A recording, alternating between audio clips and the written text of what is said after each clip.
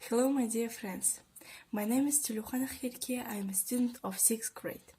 Today I would like to tell you about an amazing book which is called 20,000 Leagues Under the Sea.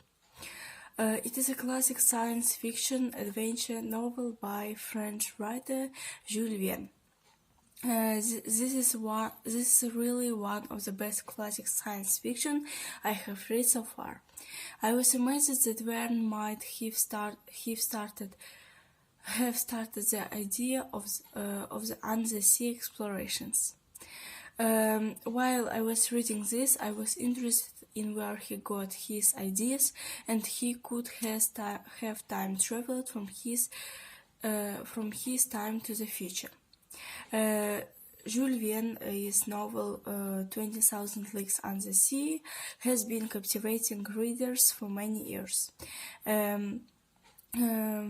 They can dive into the wonderful underwater world, make incredible adventures with the heroes of the book. The main characters, Pierre Aronnax is scientist, Ned Land is whaler, brave man, Captain Nemo is a captain and explorer of the deep sea. I advise everyone to read this book.